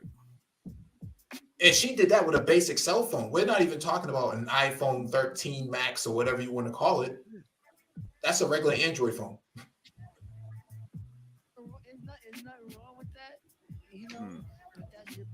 Even with engineering cannabis, yeah, it's a perfect use of object detection. That's machine learning. Yeah. I mean, during the pandemic, they had they were using drones to deliver COVID vaccines and testing kits. They don't have time. They don't have time to wait for to lay down asphalt to clear out a road or something like that. Or That's what I'm saying. They're not. It's not bureaucracy, gonna. right? Yeah. And they don't have time for that. You have Dude, to I move saw. now. I saw. A news story from maybe about 2 months ago, and they were talking about how there was I think maybe $25 million that went to it was some state. I forgot which country, which African country it was a specific state, right? And there was $25 million that was supposed to go to do some construction stuff, right? Dude, they built one bridge with all that money. It was a bridge that I think they said when people came in and they would estimate the cost of it, it was maybe like $1.5 million, $2 million, right? Where the hell did that other $23 million go? Into an offshore account. But to Professor Black Ops, that's where he comes in with his cybercrime and cybersecurity hat, and he says, "Hey, are you guys doing this? Are you guys doing that? Okay, if you're not doing it, then why aren't you doing it? And you need to start doing it now, right? Because it's costing you a lot of money. $400 million is nothing to sneeze at. Oh, definitely. But I'm gonna reach out to engineering cannabis. That's a smart contract on a blockchain. We got to use all our resources. Shout out to engineering cannabis in the box. Yeah, that's a smart he's contract. on it, man. Well, shoot, he he's from there, man. He can tell us, So what are the hurdles? What are the hurdles for facial recognition, right? If everybody has to wear a mask during the pandemic, then how do you ensure facial recognition? Dude, what the hell? What's up with got the bots on you? That's all. They come and get you. What? Hold on. I just reported them all. I think I got them all. Like Pokemon, gotta catch them all. Dude, they're flooding the shit out of the chat. What's up with that, man? Yeah, I'm reporting them. Oh, man. There. So. And we got Nagon in the building. Oh, shit.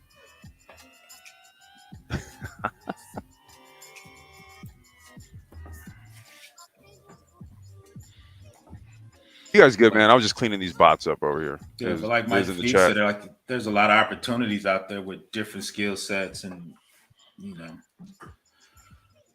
that you can take advantage of. So, hey, Mike, did you catch the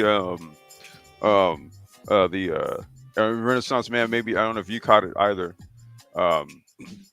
Okay, wait, Rich is back. He wanted to come up. All right, cool. Let me drop the link for Rich. Did you guys catch? I read the mission statement and the vision statement for the business consortium that we're putting together. Yeah, I'll pull it back up. Not going to, like I said, man. It's a whole entire charter and bylaws for this, right? But essentially, so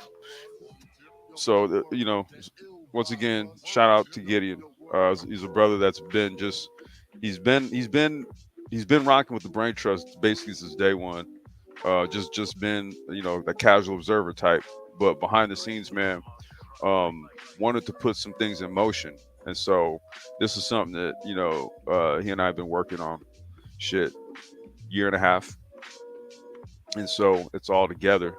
And it's the charter and the bylaws for an international business consortium to essentially be the vehicle to basically conduct all the functions and everything of what we've been talking about, bridging our expertise, our products, our services, all that stuff, and making it available, right, to address their needs. And so the mission statement of this is to provide a collaborative environment for Black male owned small and medium enterprises. Moreover, the consortium looks to give these owners a means of wealth creation through knowledge transfer, resource pooling, and enterprising partnerships. And we would all be members of this, or just whoever is a part of this. It's not like this is our company and you're investing, or no, this is a consortium, dude. It's like a partnership type of thing, right? We're all members in this. And the vision statement is empowering Black male exes through cultural and economic empowerment. And as we just discussed here, that's going to be done through international means, right? It's going to be done through international means. We're going to have to link. We're going to have to link with the continent, without question.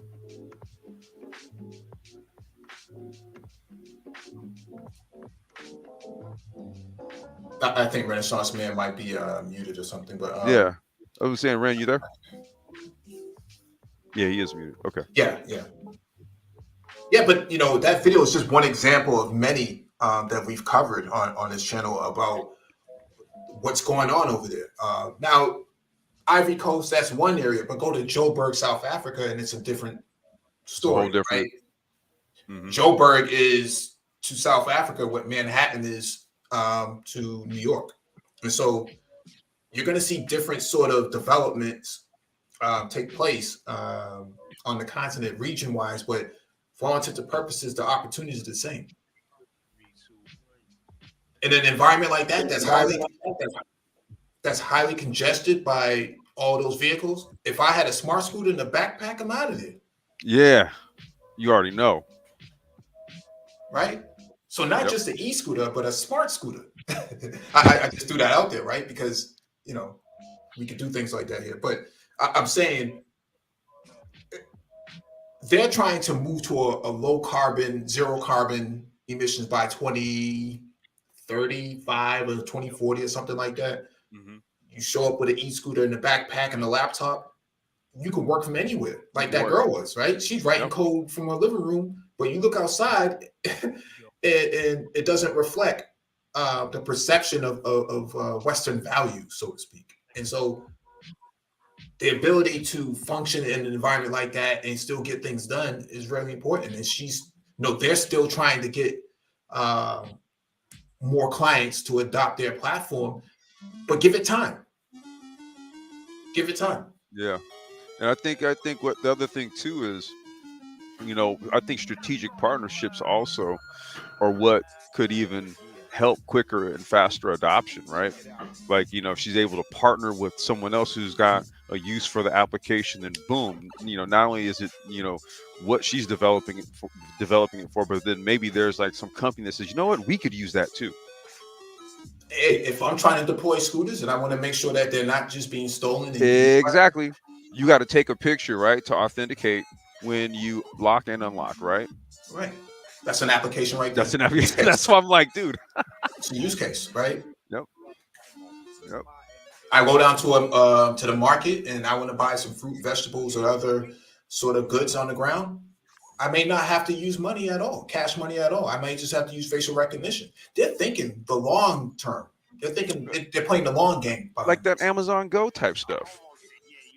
But on the street. But also on some facial recognition on the street type shit. On the street level. Whoa. Yo, Rich. The music is a little bit loud, Complex. Is it? All right, hold on.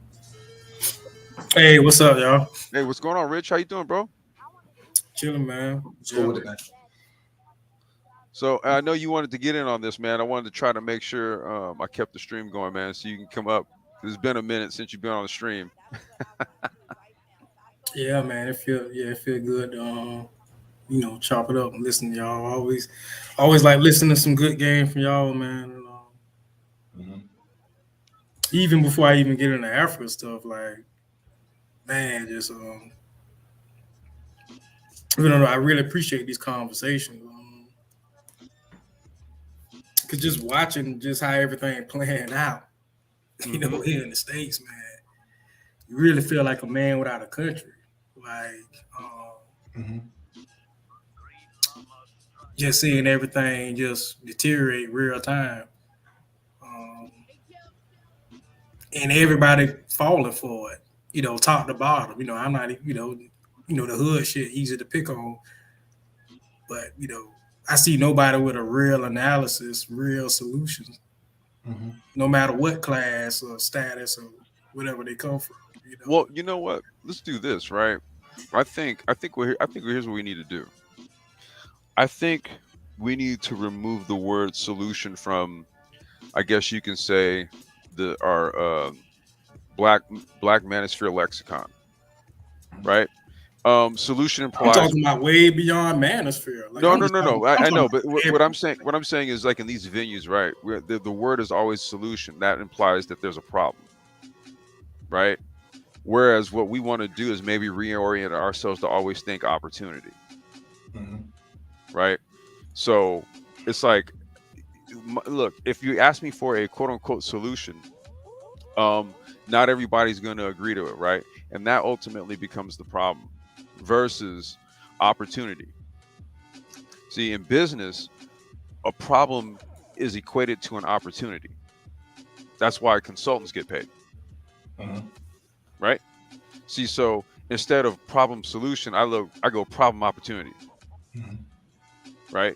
Well, we'll let the business create. We'll let the business be the solution, Right, right. right? You know what I'm saying? Like, somebody could be up here and they could debate us on whether last mile micromobility has any sort of logistics viability, right? And I go, well, I can either argue that with you, right, and try to prove to you that that's the solution, or I can just show you business and then say, you tell me, what say you, right?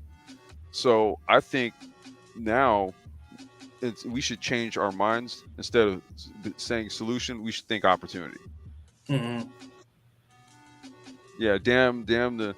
I mean, and Rich, I'm just saying this because, like, everybody always talks about, well, what's the solution for this? What's the solution for that? What's the solution? What's the solution? And I'm like, well, what is the specific problem? What is it? Because if we break down what the problem is, then I easily map out a way to reverse that shit or do something else to get the opposite result. Mhm. So, in my head, if we were to say that what's this is it. Mike, we were just talking about this earlier, Oh right? yeah, Like, this definitely it. yeah, And that's because why I was look, the alluding drugs, to it's the that. This is growth. one of the few Yeah. places that has a real analysis. I don't listen to all type of different stuff from different sources, different platforms, different people, just all type of different stuff. And just Black Thought, I just think is just so watered down. Well, they're not focused. They're not. They're it's their intentions on the wrong shit. Mhm. Like, I'm sorry, man. Like, we just broke. We're looking at this document right here. Mike brought up that article. It's just everything lines up. It's like right in your. If somebody says, "Well, what is the solution?" This is it. It's like right in your face. Well, if you could share the screen, Yeah, go ahead. You want the me to? link, yeah, the link I put in the back chat. Oh, okay. All right, hold on. Let's see here. I'll put that here. And then we'll do this.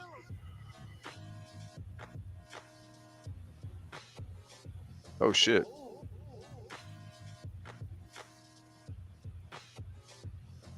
U.S. Africa Business Summit 2022.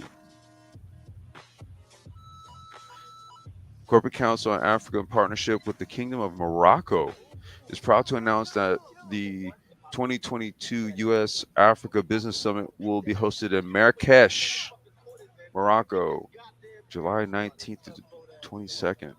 This year's summit theme, Building Forward Together, will explore a renewed commitment by both public and private sector stake. Fucking okay. And private sector stakeholders to building stronger U.S. and Africa trade, investment, commercial ties.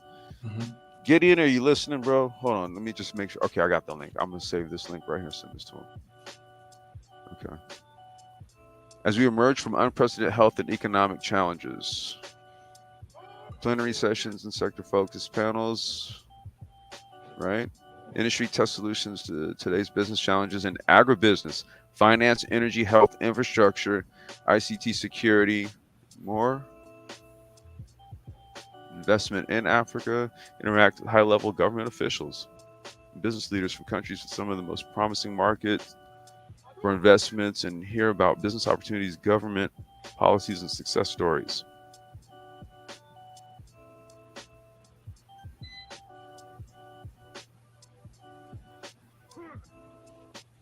Okay, this is the program. Damn. Were you going to head out to this, Mike? I don't know if there's going to be a conflict between that and the Black Tech Week. That's the one in Cincinnati. Cincinnati. I have to see. I have to look at my schedule. Too many things happening, bro. Yeah, I mean, because Gideon's over. He's that's what I'm saying. He's there right now. That's why I was like, whoa. When's the Cincinnati Black Tech? Same Week, same July the 22nd. Can you drop that link? Can you drop the link for that one? I'll pull that one up. Yeah. All right, hold on. I'm post this right here. Damn. I might be able to hit the tech week. So I didn't even know about that. Well, my mind is so focused on. I really don't have like an idea for business. Like my mind was on, first thing first. I can travel now, get to the continent, get your citizenship, and kind of just see for yourself. What's on the ground. Then work out a business plan, see a solution. See a problem. Man. No, you need to go there prep. If you want my opinion, man, like go there with a specific aim. Like if you're going there, you want to go there, and then with the intent of say like going to that conference if you're going to do that. Yeah, I did mention that because Mike, we talked about that too. Already, I was thinking about trying to hit a tech event. My main thing is get the citizenship first. Yeah, I just want that out of the way. But when you form businesses, some countries, man, they give you citizenship when you form a business there. Not necessarily. You don't get citizenship, but you do get a visa. Well, a visa. I'm sorry. Yeah, you'll get a visa. But citizenship is a lot harder now because what a lot of Europeans would do, they'll marry these chicks on the ground and then right. So they put a stop to that about a year or so ago. Yeah, I was going to go with Dynas. I was going to drop my deposit, and because the next one is in November, and take my DNA test and try to see if I can get the citizenship for Sierra Leone, just to get access to the ECOWAS passport. So I think that would be beneficial. Mm-hmm. And that's something I want to touch on too, because y'all don't watch my entire journey. It's been slow as hell, but I'm getting there, and everybody else can do this too. And I think I had a lot more adversity in my situation, than a lot of other people. Nothing happens overnight, bro. Is that right? And I just think, I don't know. Man. Hey, hold on a second. I don't know why it's doing this shit. But Keep It Techie, he posted the link for. I don't know why I can see it in StreamYard, but I can't see it on YouTube.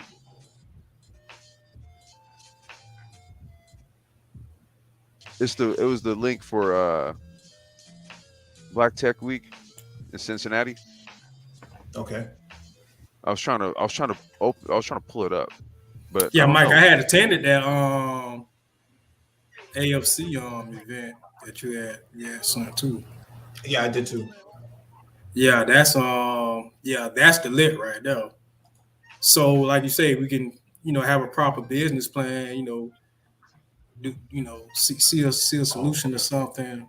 Yeah, that's the lit, because that was something I always was thinking about too. Like, if you come up with something, you have to raise all the money yourself, maybe even getting funds from over here in the States.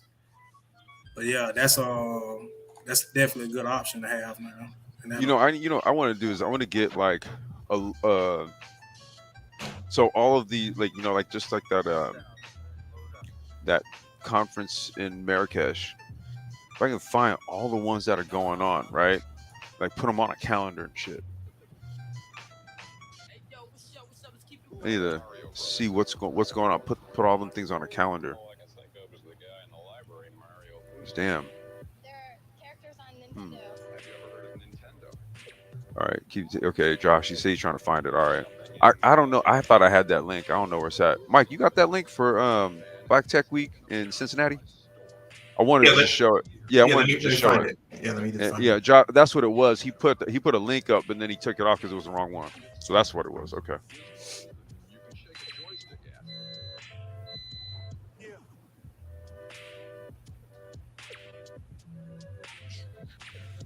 All right. Let's see what we got.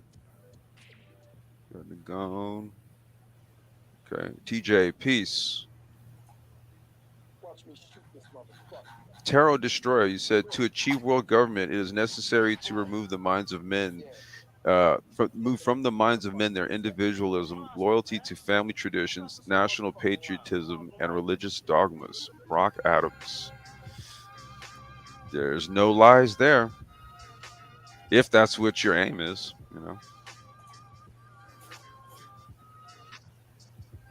So LOM, you said the mission statement for the consortium is on the Google page link. No. Okay, the Google, that's the forum. LOM, you shoot me. Okay, there you go. Keep Techie posted that. So let me grab that. LOM, if you can shoot me your email address, man, I can send it to you. I'll send it to you directly.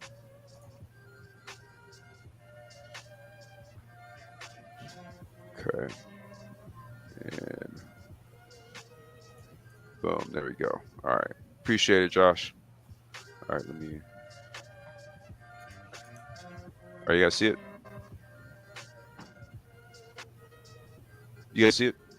Yes. Yeah, I see it. All right. See it. Yeah, Mike, it is the same time, dude. It's literally Yeah. the same. It's the same time. So you can only be in one place at a time, man. I know. You can't biolocate. If they were virtual, that'd be one thing, man. But Yeah. I was gonna say you can just split your atoms, dude, and then just you could be in two joints at once, bro. So here's the give or take here. Black Tech Week is going to be lit. The continent is going to be really diplomatic. You got to kind of pick and choose your battles. You haven't been to the continent before? I would go to the continent. If you've already been to the continent, I would go to Black Tech Week. That's how I would position it. Let's see here. Oh shit! Never mind. I'm gonna talk to him about this. I think I'm gonna hit Black Tech Week. I think I'm gonna spend a little more money. I want to make sure I go right when I go to the continent. I might wait for later on in the year. You gotta get your dashiki and your kente ready. Your chancletas. Chanclas. Them chanclas, dude. Those sandals you wear. Yeah, chancletas. Chancletas. Yeah. That's what the Spanish mothers, they throw them at their sons and daughters, like when they start acting up. No, I ain't got it for nothing. And they throw the chancleta at them. No, I'm going to Black Tech in NOLA too, in New Orleans. So which one is that one? I'll put it in the back chat. Yeah, drop the link for that one. Damn, it's lit, dude. What? They got Tony.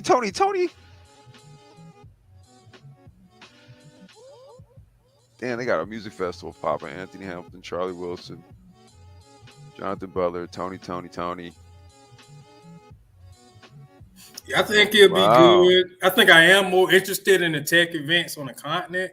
I think it'll still be good to hit these two because some people, people like how we think, and we got to start having those conversations on the ground because some people just don't be thinking about it. But some people I've noticed when you bring it up, it does start clicking.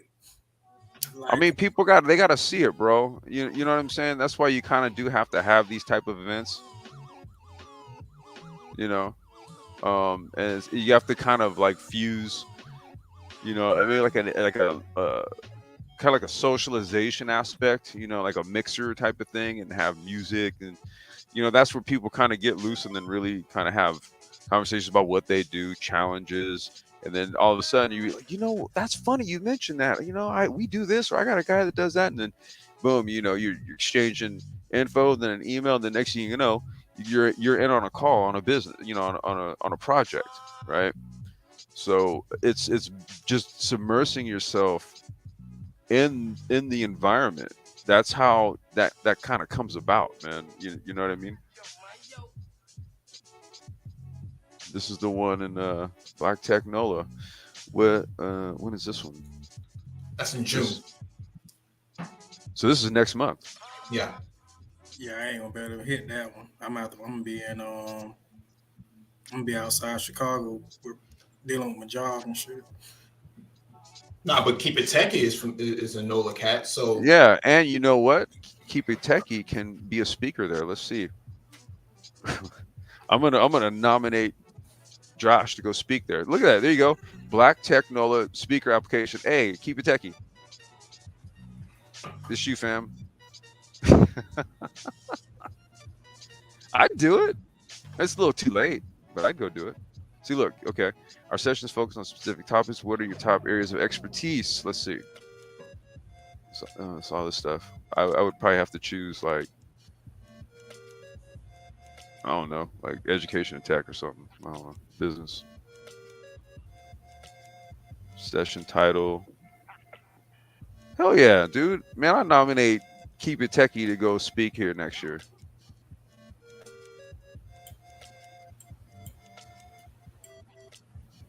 It's popping, man. nah, it's just social networking, social capital building is going to be key going forward. I don't see how you can get anything done without actually having some kind of capital investment. So Right. But Engineering Canvas says he's heading to Nigeria this year as well. yeah. Professor Black Ops, what was he talking about earlier, man? It's the move, man. Great drop down, fellas. Thanks for having me. Yeah, no, I'm actually about to shut it down here because my daughter's gonna come in here and she's gonna finish up her little project here. So, last words, fellas. Or I think I just think it's a lot of opportunities out there. Let's get it. You got skills and talents, and let's go get it. That's it.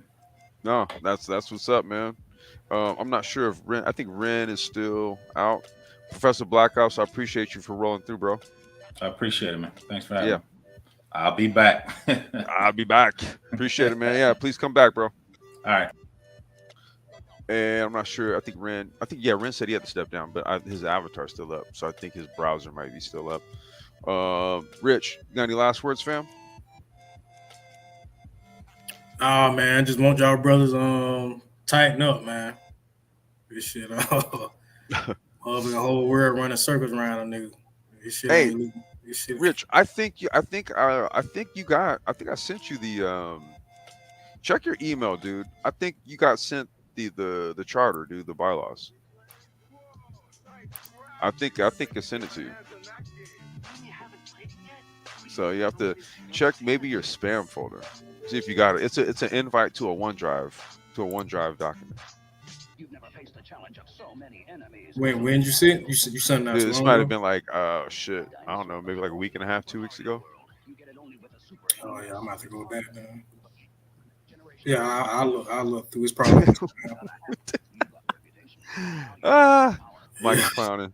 He's clowning. Oh man. All right, bro. Okay, well, yeah. If you didn't, man, just hit me up and I'll send it to you again. But I think you should have got it. Yeah, I think you should have got it. Nagon, if you're listening, I think you should have got it too. So I need to check. Yeah, I just need to check in with y'all and see if y'all got it, man. I need y'all to read it. Just send it Send it to you again. again? Yeah, Okay. just send it to you. Yeah. All right, I'll send it to y'all again. Okay. Yeah, good shit, man. I missed most of this. I catch the replay. Yeah, just catch the replay, man. Like I said, like going forward, like the business talks are going to be more kind of consortium centric, sort of real time. Really just trying to push it, man. Push this shit going. Like, look at all these tech weeks. Look what's popping. We've been kind of like ringing the bell on this shit, just telling people like, look, man, y'all want to know where all the investment capital, all the money is going, where shit's going, dude. I got you, Nagon. I got you. As soon as I shut down, I got you. Let's do this, man. I'm gonna go ahead and shut it down, man. So I'm gonna let my daughter do her thizzle. And I'm gonna go ahead and just kind of chill out for a minute. I don't know. Maybe we might be back later on. Let's see. Got a link to your email. LOL. Let's see here.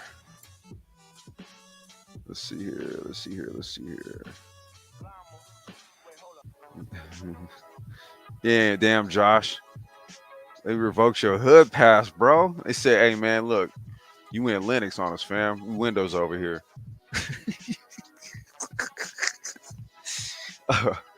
Oh, shit. Hey, LOM. Hit me here.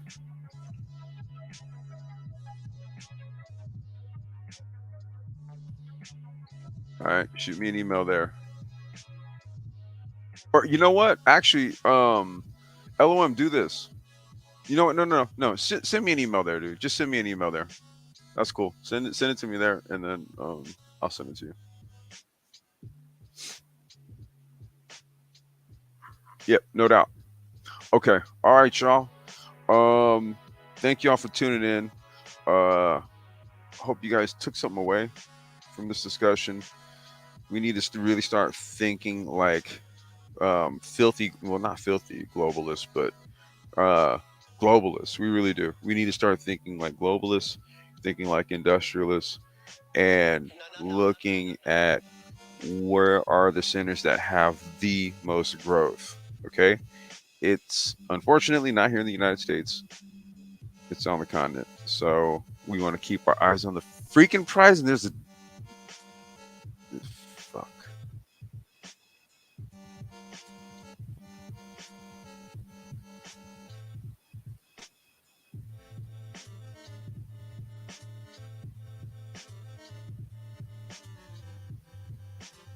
Sheesh. What is up with these damn spam bots, man? Okay. All right. So yeah, like, share, leave some comments, give us some feedback. Feel free to bring up things that you'd like to hear us discuss, or if we said something particular to this conversation you want to know more about, drop a little comment, man. We'll expound on it, man. We'll chop it up some more. So, with that, I'm going to go ahead and chunk deuces. You guys have a good one. We will get at you guys later on. Peace.